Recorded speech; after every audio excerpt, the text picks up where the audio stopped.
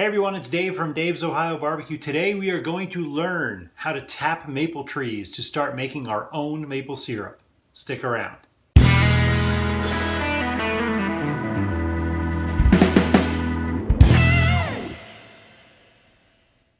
So in this first part, what we're going to learn how to do is we're going to learn how to tap the maple trees and start collecting sap. Sap from maple trees is what you need to make maple syrup. First thing you're going to need for this project is you're going to need buckets. Now you got two options with buckets. You can go to, I got these from Lowe's, and buy food grade 5-gallon plastic buckets. These work great. They're really durable, heavy duty, got a nice lid on it for keeping bugs and stuff out of your sap. Or, an even better option, if you got a local Walmart or even a grocery store that has a bakery in it, go ask them if they have their old buckets. This had like muffin batter in it or something like that. Some Walmarts will charge you $1 per bucket, but most of the ones I've went to, they just give them to you for free, and I've got a ton of these things. They're great, they're food safe, they've got lids on them to protect, from the bugs that snap on. Probably the best route to go. So one of the things you need to do with all your supplies, your drill bit, your buckets, your taps, your hoses, you really have to make sure they're clean. Even if they're brand new, you kind of want to make sure there's no residue left on it from the factory or from Walmart or wherever it is you got your pieces and parts from. So what I like to do is I like to get a sink full of really hot water, and I like to put a little bit of food safe bleach in there and just kind of soak the taps or the spiles and the hoses in there for a while. And I also like to get the lids and things like that. Then once they're soaked for a while and the bleach has had time to kind of, make contact with everything, again, I'm going to take some warm water, but this time I'm just going to take some soap and I'm going to wash out and rinse out everything really thoroughly. You want just nice clean buckets to start, nice clean equipment to start, because you want to be safe. This is food that you're dealing with. Okay, the second thing you're going to need in order to tap your maple trees is you're going to need something called a spile. What a spile is that's the thing that goes into the tree to let the sap flow out into your bucket, your container that you're going to keep it in. There's two main types. There's the old-fashioned type, okay? This goes into the tree.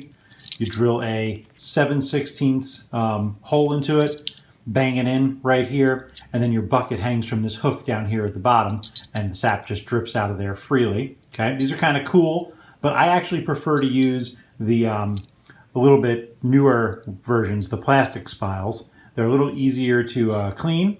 They need a 5/16 hole, okay? And they have the hose already attached that goes down to the bucket. That way there's no dripping and it's not out in the open air. I also like it because I can put a lid on my bucket and seal the lid, drill a hole that this tubing fits through, and then I don't have to worry about bugs or insects or animals getting into my sap as I'm collecting it. Okay, so when it comes to tapping your maple tree, a lot of people think that you can only tap sugar maple trees, and that's not true. You can tap pretty much any type of maple trees. Sugar maples just have a higher sugar content, therefore it's easier to turn the sap into syrup. But you can tap red maples, silver maples, anything like that. Now, how do you decide how many taps goes in each tree? It's pretty simple. If you measure the diameter of the tree, that's the width, not the circumference, how wide the tree is. If it's between 12 and 18 inches, you can put one tap in it, okay? One spile, that's it. If it's more than 18 inches, so let's say between like 18 and 24, you can probably get away with putting 2 spiles or 2 taps in it. If it's bigger than 24, you can do 3, but I would do no more than 3 taps in a tree. It's too much stress on the tree and you may end up permanently damaging it. And I'm going to drill about 2 inches into the tree. That is the area of the tree where the sap runs up and down the tree during the day and night when the temperatures change. So what I like to do is I'm going to take my drill bit. I've already cleaned it, which you saw earlier. I'm going to take some duct tape and I'm going to mark off about 2 inches down the length of the drill bit. That way I know when to stop when I'm drilling into the tree. Okay? You're going to drill your hole, make sure it's cleaned out, pull out all the shavings with the drill bit, don't kind of leave any in there. And then you put your tap in. With this, I just put it in and I start tapping it with a hammer. And you can actually hear the tone kind of change when it gets to the end of the hole. It kind of gets a little bit more high pitched. Here, let me see if we can pick it up on the camera. Not sure if you heard that, but that is what we're looking for. We're looking for that kind of tightening up sound that happens when you're driving it in, okay? Now with these taps, they have the hoses attached already. So what I'm going to do is I have holes drilled in my lids. If you don't have holes drilled in your lids, obviously get a drill bit and do that. I'm just going to run the hoses down into these buckets and let them start collecting. And about every day or two, I will check to see how much sap is in each bucket. Can I just leave it outside for weeks on end? Can I just chuck it in my garage and get to it when I have time? The answer to that is really no. What you need to think of sap like is you need to think of it kind of like milk. It's a little bit more sturdy than milk, but not much. You can't really leave it out in hot or warm areas. You can't leave it for too long, or it kind of like thickens up and almost turns into this really rotten smelling like gel. You need to use it relatively quickly. The way I tend to do it is I will collect for 2 or 3 days, and on that third day, maybe the fourth if it's been cold enough, then I will start evaporating my sap. So these 2 taps have been in for at least about 48 hours. Just to show you, it's a nice warm day today. All the snow is melted, and you can see, if I crack this open here, you can see how much is in there. You can even see it kind of dripping out of the line there. So these trees are going along pretty nicely. What I do when I store it is I've got those 5-gallon buckets. I've got 4 of them that I store it in.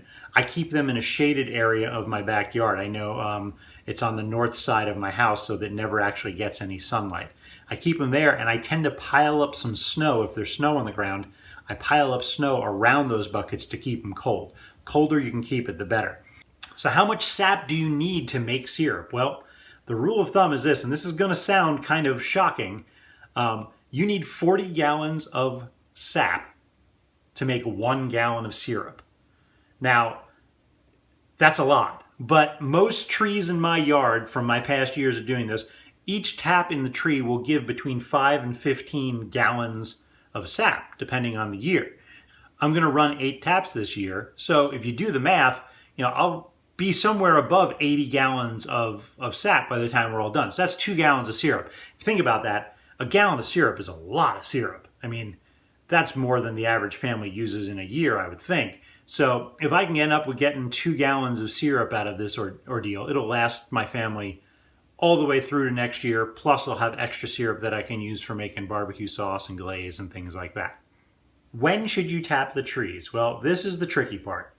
The maple sap inside of the tree only runs when the temperatures during the day are above freezing and the temperatures at night are freezing. Why does that happen? Well, if you think about it, when it gets warm outside, the tree starts budding. It starts getting leaves on it.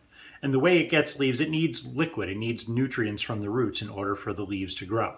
So when it gets warmer, above freezing outside, all of that moisture gets sucked up through the roots and it runs up into the tree. But then when it drops back down to freezing, the tree realizes it's, not really spring yet, and the water goes back down into the roots. And that movement, that up and down movement of the sap, that's how you get it to come out your taps and go into the bucket, by it moving up and down the tree. So you need days that are above freezing and nights that are below freezing to get that action moving. Now, if you're looking at your weather report and you see the next 2 days are going to be above freezing, but then it goes back down into a deep freeze for the next couple weeks, don't bother getting your stuff ready yet. You really want several days at least before you tap these that you're going to have temperatures in the high 30s, low 40s at least to get the sap running. So a lot of people ask, how long can I leave these taps in the tree? And the answer is, honestly, about 5 weeks. The reason is, once you make this hole in the tree to put a tap in, you're basically scarring the tree, and the tree is going to fight back. It's going to start producing a bacteria and try to seal the hole up. And after about 5 weeks, you're really not going to get much sap flow at all. So what time of year should you expect to get the sap flow? Well, the rule of thumb is usually end of February until the end of March is the window for tapping these trees, especially where I'm from, which is Northeast Ohio. Now, how long can you keep collecting the sap? You can keep collecting the sap until the tree starts to bud, until you start seeing those little tiny beginning of leaves come out on the twigs of the branches and everything. You can keep doing it. Once the branches start budding, the sap takes on a really horrible taste, and it's not anything you would ever want to use for syrup. As always, thanks for watching. Please make sure that you click the subscribe button down below. Make sure you follow me on social media, Instagram and Twitter. And as always, keep checking back because there's more videos coming soon. Thanks for watching. We'll see you next time.